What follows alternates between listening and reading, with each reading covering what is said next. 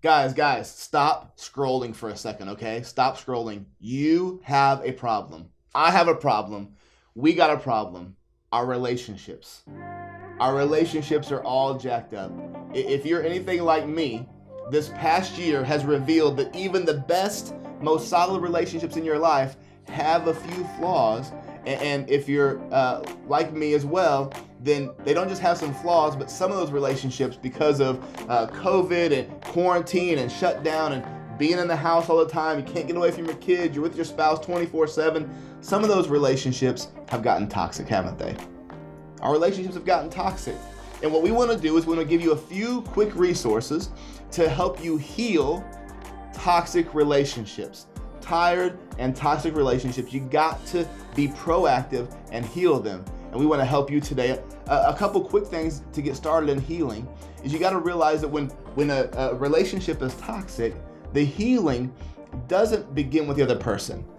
You like to think that if they would just fix this, you guys would be closer together, right?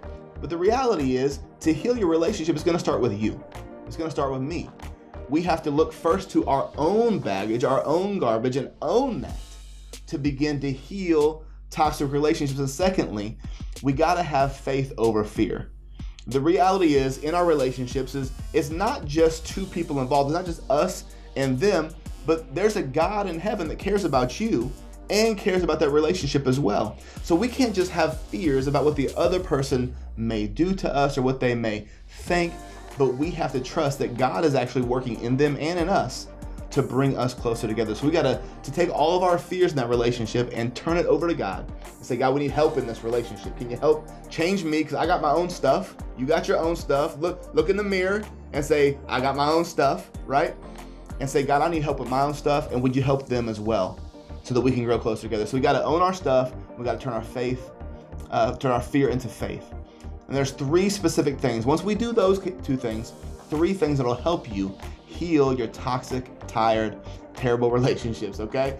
The number one thing we got to do is you got to inject honor into your relationship. Chances are, if you have a toxic relationship, you've stopped honoring that person a long time ago. You've stopped raising them up, lifting them up, seeing them win. You'd rather see them lose so you feel better about yourself. Now, listen, it can't be just me. Raise your hand, okay? We can start a support group after this. But you need to inject honor into the relationship, regardless of the past or what they've done.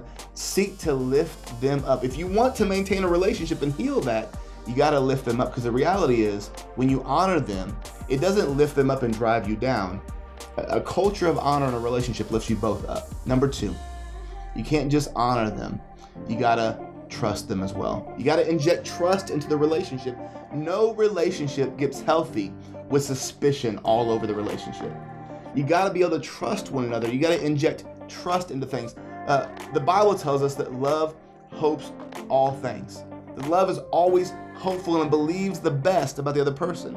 So if you love that person and want to see healing, try to be more trusting in the relationship regardless of the past. Say, I want to believe you through our future. You hear what I'm saying? You can't just constantly bring up old stuff. Bible also tells us love keeps no record of wrongs. Every time they mess up again, you can't bring up the scoreboard and be like, yeah, see what you did 6 months ago too? That's not going to bring healing to toxic relationships. You got to inject trust into those relationships. So you got to bring honor.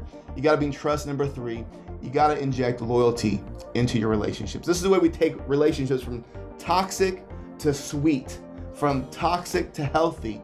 You got to inject loyalty into the relationship. If it's a relationship you want to save, then you got to say, listen, I'm here for it. I'm not going anywhere. I'm with this till the wheels fall off. Do you hear me? The reality of loyalty is it's going to cause you to be, or require you to be, vulnerable. But that's all relationships. You can't have a real relationship without vulnerability. And so when you say, hey, listen, I'm here, I'm rocking with you, I'm in this with you, that's loyalty, and it requires vulnerability on your part. Do you hear what I'm saying? You got to own your stuff. You got to turn your fear into faith. You got to inject honor, trust, and loyalty into your broken and toxic relationships to get them healthy. And if you want more resources, click on the link below for a full message with all the illustrations and all the helps to get your toxic relationships healthy. Click the link.